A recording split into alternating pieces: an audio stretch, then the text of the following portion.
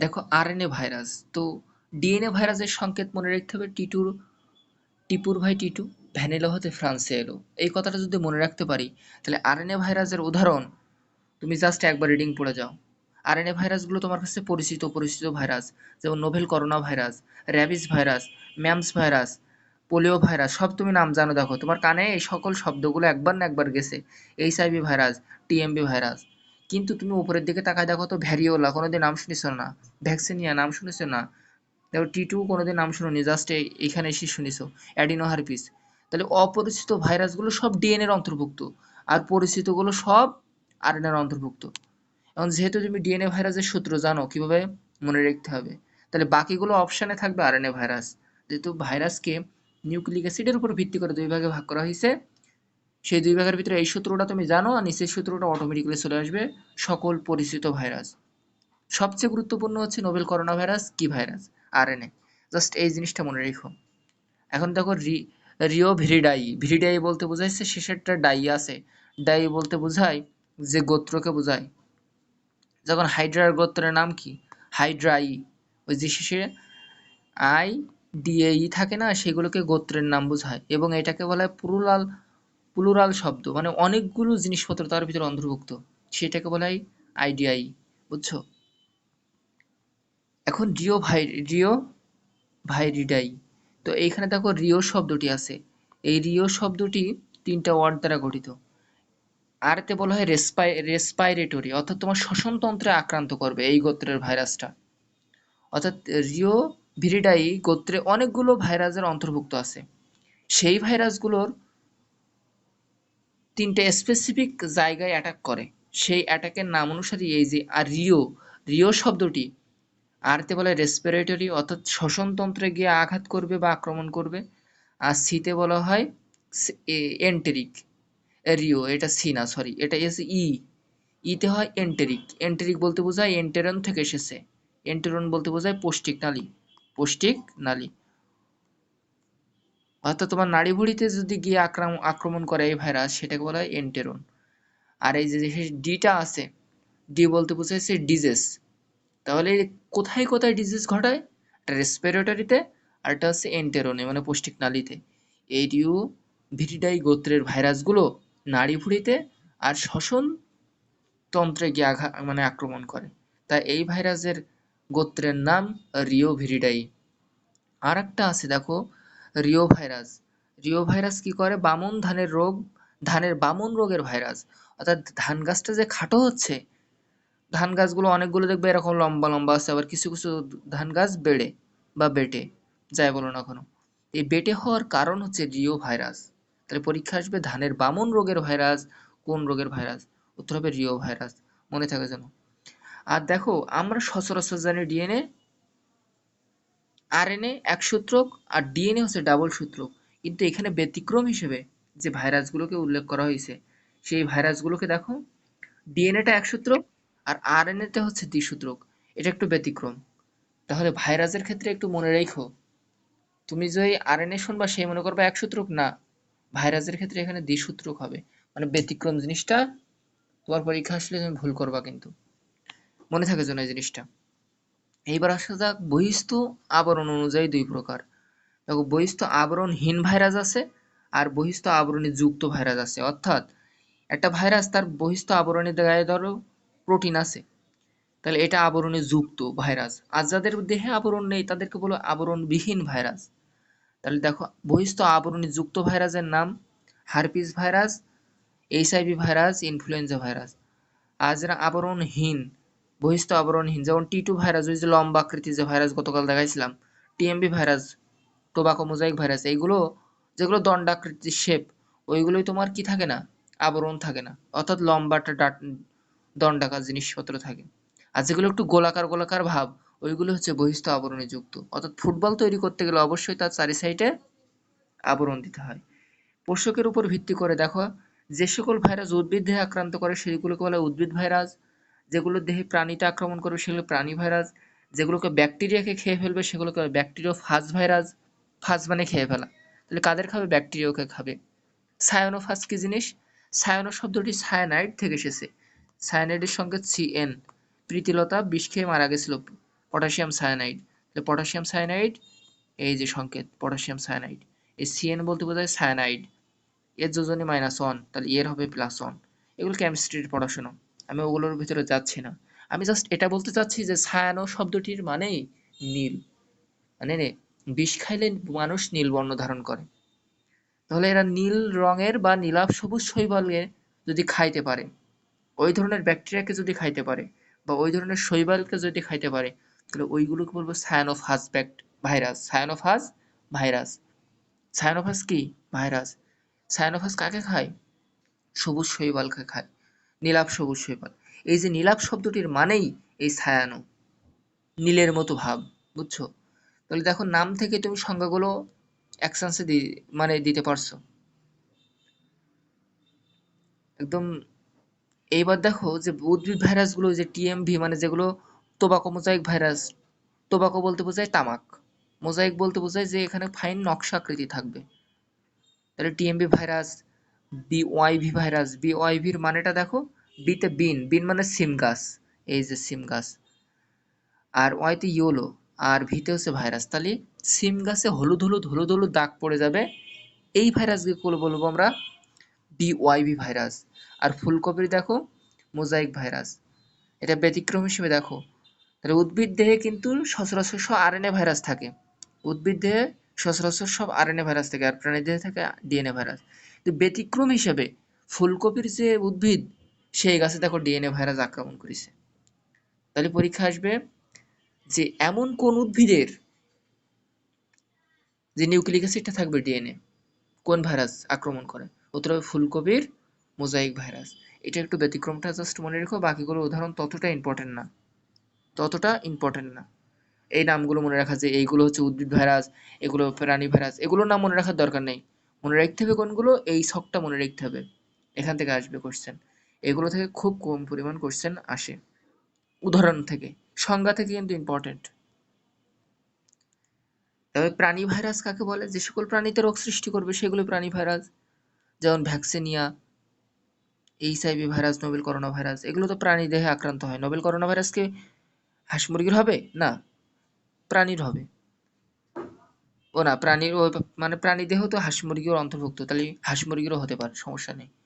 প্রাণী বলতে বোঝায় যে যাদের উদ্ভিদ কুলের অন্তর্ভুক্ত না। তাহলে বিশাল জীবজগৎকে, এই যে জীবজগৎ ধরো, এটা হচ্ছে একটা জীব জগৎ। জীবজগৎকে দুই ভাগে ভাগ করা হয়, একটার নাম উদ্ভিদ, আর একটার নাম হচ্ছে প্রাণী।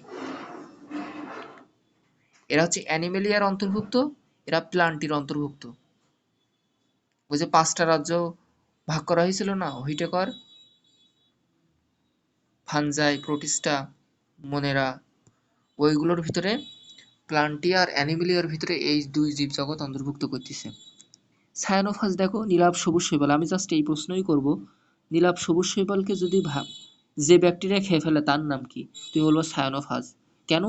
কারণ ওটা নীলাভ বর্ণ।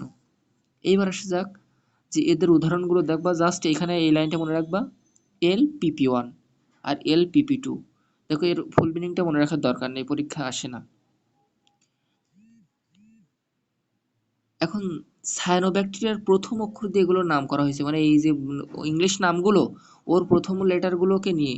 যেমন এই যে লিংবিয়া, এই এলটা নেওয়া হয়েছে এর এল এর প্রথম, তারপরে পি নেওয়া হয়েছে এই যে প্লেকটোনেমা, আর এই যে ফর মিডিয়াম, এই যে পি গুলো এখানে সাজানো হয়েছে, সাজায়ে এই জিনিসটা তৈরি করেছে।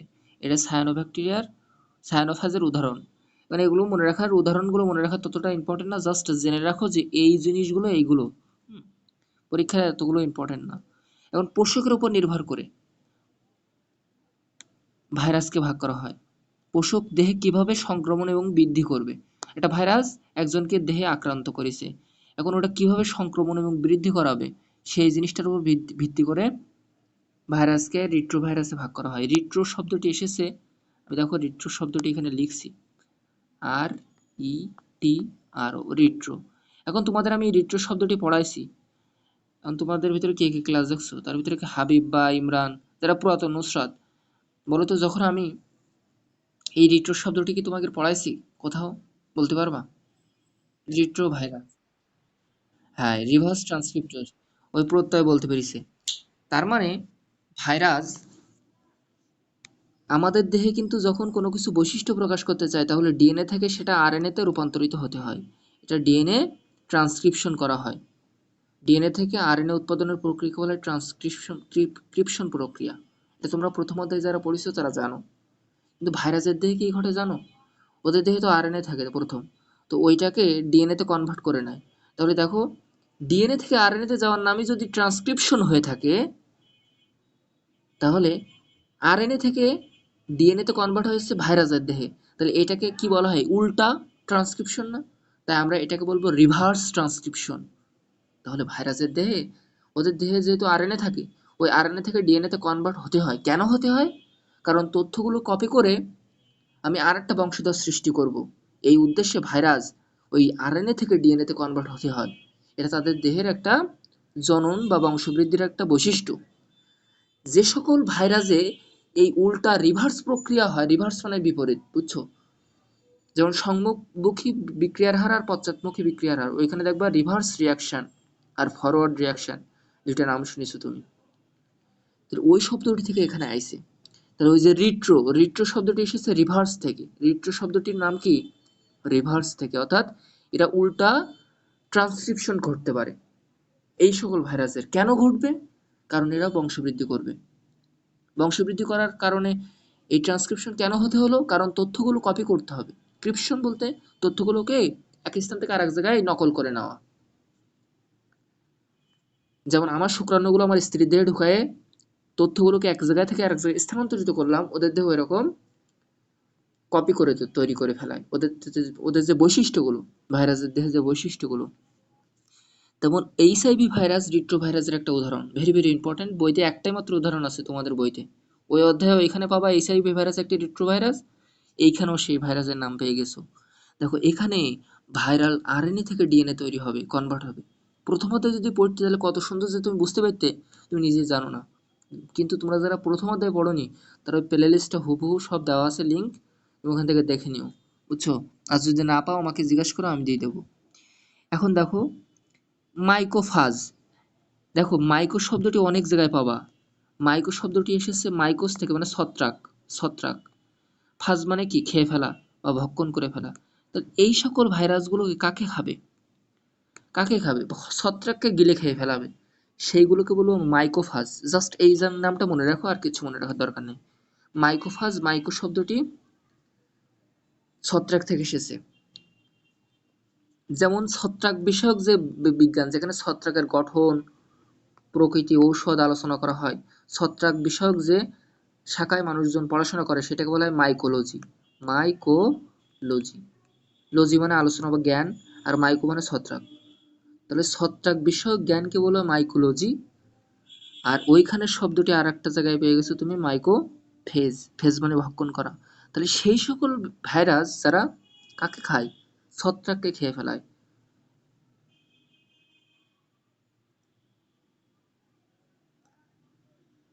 দেখো একটা ব্যাকটেরিয়ার নাম এখানে দেওয়া হচ্ছে হোমস। এই ব্যাকটেরিয়া আক্রমণকারী ভাইরাসকে বলে ফ্যাজিন্স, কারণ এটাকে বলে ফাইটোফ্যাজেন্স। যেমন উদ্ভিদ দেহে আক্রান্ত, এই ফাইটো শব্দটি অনেক জায়গায় পাবা। ফাইটো শব্দটির মানে হচ্ছে উদ্ভিদ। ফাইটো, যেমন ফাইটো, যেমন তোমরা পড়েছিলে যে পুংগ্যামেটোফাইটো, ভালো করে মনে করে দেখো এসএসসি লেভেলে। তখন তুমি কখনো জানতে চেষ্টা করোনি যে পুংগ্যামেটোফাইটো আর স্ত্রী স্ত্রী গ্যামেটোফাইটো যে আমি পড়তেছি, গ্যামেটোফাইট যে জনকোষের উৎপত্তি, এই ফাইট মানে কি? এই ফাইটো শব্দটি মানে প্লান্ট বা উদ্ভিদকে বোঝায়। উদ্ভিদ। তাহলে দেখো ফাইটোফাজ, তাহলে উদ্ভিদকে ভক্ষণ করবে যে ভাইরাস, সেগুলোকে বলা হয় ফাইটোফাজ। আর প্রাণীকে আক্রমণ করবে দেখো জুওফ্যাজিন। জু বলতে কি? প্রাণী। চিড়িয়াখানা থেকে যে আমরা বলি না জু মানে চিড়িয়াখানা, তো চিড়িয়াখানায় কারা থাকে? প্রাণীরা থাকে। তাহলে প্রাণীদের দেহে আক্রমণকারী ভাইরাস নাম জুওফ্যাজিন। তাহলে জুওফ্যাজিন, মাইকোফ্যাজ, ব্যাকটেরিওফাজ, সায়ানোফাজ, অনেকগুলো কিন্তু একই রকম ওয়ার্ড, জাস্ট ওয়ার্ডগুলো ভেঙে ভেঙে নিবা, পানির মতো সহজ। এখন এখান থেকে এই ভাইরাসের ডিএনএ এবং আরএনএ ভাইরাসের পার্থক্যটা নিজে নিজে পড়ে নিও, ভালোই ইম্পর্টেন্ট কিন্তু। এখান থেকে না বোঝার মতো কিছু নেই। চলো ওই পেজে একটু যাই।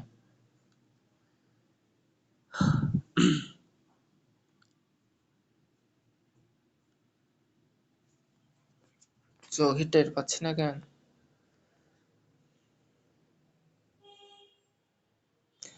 ভাইরাসের পরজীবিতা। ভাইরাস কিন্তু বাধ্যতামূলক পরজীবী, সেটা কিন্তু তুমি জানো। কারণ ভাইরাস যদি তার দেহের বংশবৃদ্ধি করতে চায় তাহলে একটা পোষক প্রয়োজন। পোষক কি জিনিস? যাদের দেহে ঢুকে ও বংশবৃদ্ধি করবে সেটার নামই পোষক বা হোস্ট। HOST, host. হোস্ট মানে পোষক, যার দেহে থেকে সে নিজে বংশবিদ্যা বিস্তার করবে। হোস্ট বলতে একজন ব্যক্তি যার অভ্যন্তরে গিয়ে ভাইরাস তার নিজের সত্তা প্রকাশ করবে। তাহলে ভাইরাস একটি বাধ্যতামূলক বা অব্লিগেট প্যারাসাইট। এটি একটি আদি বৈশিষ্ট্য। ভাইরাসের তাহলে আদি বৈশিষ্ট্য কি? ভাইরাস বাধ্যতামূলক অপর জনের ভিতরে ঢুকতে হবে, পরজীবী মানে পরের জীবনের উপর নির্ভরশীল হতে হবে। তাই বলছি দেখো, সম্পূর্ণ অন্য জীবের উপর নির্ভরশীল। এখান থেকে আর লাইন পড়ার দরকার নেই। এখন প্রোটিন, এখন ভাইরাস যদি আমার দেহে আক্রমণ করতে চায়, যেমন করোনা ভাইরাস কোথায় আক্রমণ করে বলো তো? নাকে আক্রমণ করে। এমন না যে তোমার পেটে আক্রমণ করবে। তাহলে ভাইরাসের যে প্রোটিনটা আছে ক্যাপসিড প্রোটিন, এই ক্যাপসিড প্রোটিন আর আমাদের নাকের এই যে আমার ধরো এই হচ্ছে আমাদের নাক, নাকের ভিতরে যে মাংস আছে সেই মাংসের যে প্রোটিন আর এই যে করোনা ভাইরাসের যে প্রোটিন পরস্পর হুবহু মিল আছে। তাই এই করোনা ভাইরাসের যে ক্যাপসিড আবরণটা ওই নাকের ভিতরে গিয়েই তোমার লক্ষণগুলো প্রকাশ করতে পারে বা নাকের ভিতর দিয়েই সর্বপ্রথম রোগাক্রান্ত হয়। তাই আমরা নাকের স্যাম্পলটা কালেক্ট করি। এমন কিনা পায়খানার স্যাম্পল তোমার কালেক্ট করতে হবে, বুঝছো? তাহলে প্রোটিনের ক্যাপসিডের প্রোটিনের সাথে মিল সম্পন্ন হইতে হবে যেখানে গিয়ে আক্রমণ করবে। তো এই আক্রমণ যে জায়গাটা এটাকে বলে রিসেপ্টর সাইট। রিসেপ্ট মানে গ্রহণ করা, রিসিভ থেকে এসেছে। তার মানে ভাইরাসটা যেখানে গিয়ে প্রথম বাসা বাঁধবে, যে এলাকায় গিয়ে, যেমন তোমার নাকি, তাহলে নাকটা হচ্ছে এখানকার রিসেপ্টর সাইট। তাহলে তবেই ওই ভাইরাস ওই পশুর দেহে আক্রমণ করতে পারবে যদি ওই রিসেপ্টর সাইটটা মিলে যায় তোমার সাথে। তাহলে নাকের রিসেপ্টর সাইটটা যদি ভাইরাসের ক্যাপসিড প্রোটিনের সাথে যদি না মিলতো তাহলে আজকে বাংলাদেশের বা পুরো বিশ্বের এই অবস্থা হতো না।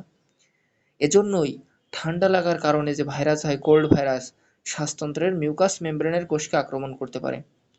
তাহলে শ্বসনতন্ত্রের যে ভাইরাসটা, ওই ভাইরাসটা দেখো মিউকাস মেমব্রেনের সাথে কিছুটা মিল সম্পন্ন হয়, ওখানে তোমার ভাইরাসটা আক্রমণ করতে পারে। যেমন চিকেন পক্স।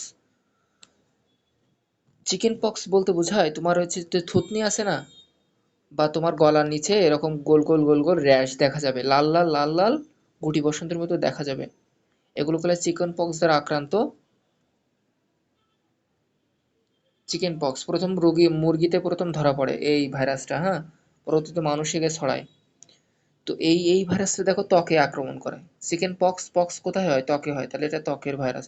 তাহলে ত্বকের রিসেপ্টর সাইট আর চিকেন পক্সের যে ক্যাপসিড প্রোটিনটা ছিল ওর সাথে মিল সম্পন্ন হওয়ার কারণেই আজকে ও ত্বকে আক্রমণ করতে পারছে।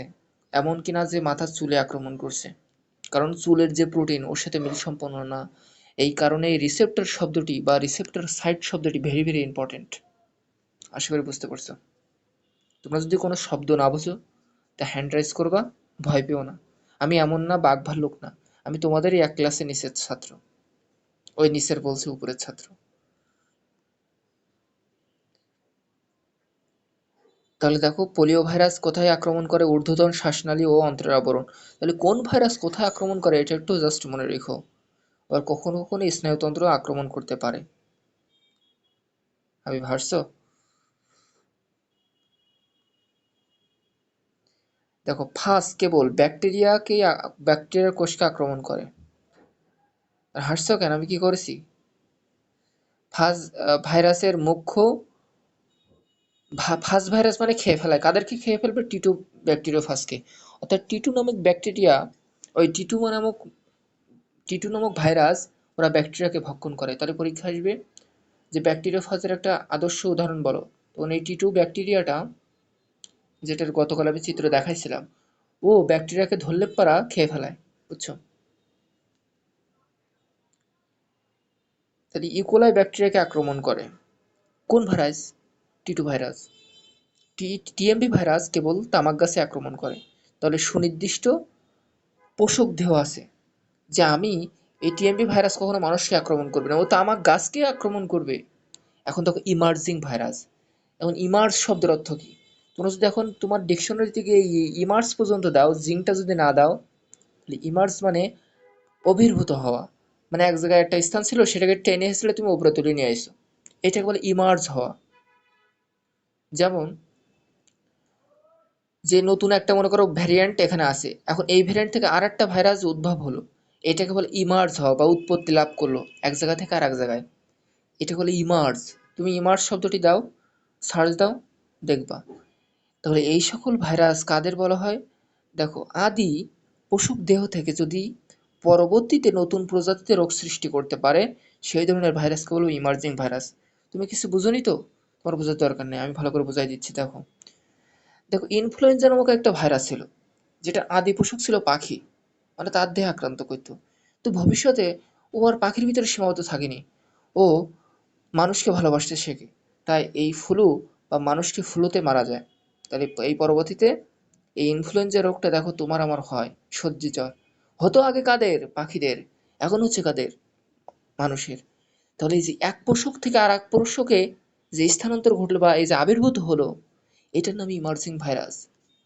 তাহলে তোমাকে যদি বলা হয় ইমার্জিং ভাইরাস কাকে বলে, এটা ক দাগের জন্য ভেরি ভেরি ইম্পর্টেন্ট। পরীক্ষায় ক দাগে আসবে যে ইমার্জিং ভাইরাস কাকে বলে।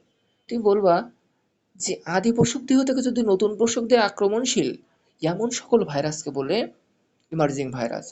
ইমার্জ মানে আবির্ভূত হওয়া, এক জায়গা থেকে আর এক জায়গায় কনভার্ট হয়ে যাওয়া পোষক দেহ থেকে। তাহলে উদাহরণটা মনে রাখার জন্য এখানে একটা ছন্দ আছে, দেখো সুন্দর। শি ইজ, চোখে টের পাচ্ছি না, চোখ মানে নষ্ট হয়ে গেছে। শি ইজ নটি, বুঝছো? শি ইজ নটি। তাহলে মনে রাখো, শি ইজ নটি। এগুলোকে বলে ইমার্জিং ভাইরাস। ইমার্জিং ভাইরাসের উদাহরণগুলো পরীক্ষায় এইভাবে আসবে, নিচের কোনটি ইমার্জিং ভাইরাস নয়, তখন শি ইজ নটি মনে রাখতে হবে তোমার। দেখো শি, শি, শি এসতে বলা হয় সার্স, আর এই যে এইচতে বলে এইচ আইভি প্রথম যেটা আছে, আর এটা মুছে দেই। আর নটিতে বলা হয় Nile virus. She is Nila. Very good, she is Nila, এটা মনে রেখো।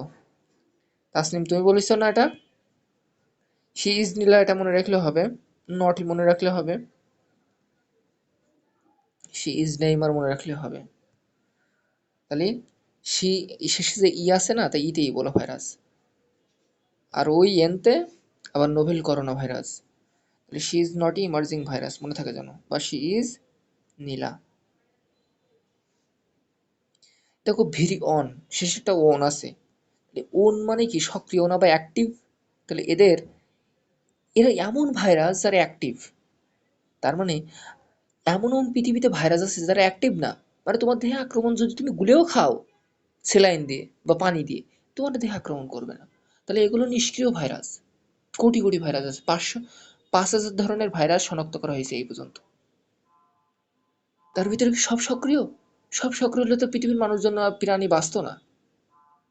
তাহলে এমন কিছু ভাইরাস আছে যারা নিষ্ক্রিয়। তাহলে যারা সক্রিয় ভাইরাস তাদেরকে বলবো ভেরি ওন। ভেরি শব্দটি ভাইরাস থেকে এসেছে। তাহলে ভাইরাসটা কেমন? অন মানে অ্যাক্টিভ। আশা করি বুঝতে পারছো। তাহলে একটা ভাইরাস অ্যাক্টিভ হতে হলে কি থাকা লাগবে? একটা নিউক্লিক অ্যাসিড থাকবে, আর তাকে ঘিরে বৃত্তাকার একটা ক্যাপসিড আবরণ থাকবে। তাহলে একটা পূর্ণাঙ্গ বা অ্যাক্টিভ বা কর্মশীল ভাইরাস কেমন? একটা নিউক্লিক ক্যাপসিড আবরণ থাকবে আর তার ভিতরে নিউক্লিক অ্যাসিড থাকবে। এটা তো ভাইরাসের বৈশিষ্ট্য। তাহলে ভিরিয়ন শব্দটি তুমি যদি যতদিন শুনবা কানে, তুমি কি মনে করবা? ভিরিয়ন, ভিরি শব্দটি ভাইরাস, আর শেষে ওন আছে, ওন মানে অ্যাক্টিভ। তার মানে এই সকল ভাইরাসগুলো অ্যাক্টিভ। অ্যাক্টিভ হতে হলে কি হতে হবে? নিউক্লিক অ্যাসিড থাকা লাগবে, আর তাকে ঘিরে একটা ক্যাপসিড প্রোটিন থাকতে হবে। দেখো কঠিন না কিন্তু। তুমি যদি এই ওন টোন দিয়ে যদি ব্যাখ্যা না করতে, তাহলে এই শব্দগুলো ভীষণ কঠিন ছিল তোমার জন্য, বুঝছো? এই হচ্ছে মানে বায়োলজিকে ভালোবাসার নতুন নিয়ম। নাউন লিখলে হলো নেইমার। আচ্ছা, তোমরা যেন আবার অন্য জায়গায় স্ক্রলিং করতে যাই না, ফেসবুক আমার পড়ানো দেখতে দেখতে অন্য জায়গায় যেন খবর দেওয়া যায় না, তাহলে কিন্তু খবর খারাপ। আমি কিন্তু যাইতাম, আমি ক্লাস করতাম এক সময়, তাই আমি ওই স্যারের ক্লাস পছন্দ হইতো না, তো আমি ফেসবুক স্ক্রলিং করতাম, বুঝছো? মানে ভালো লাগতো না। তা আমার মাঝে মাঝে মনে হয় যে এইখানকার যে স্টুডেন্ট এরাও এরকম করতে পারে। এরকম করে না কেন? যা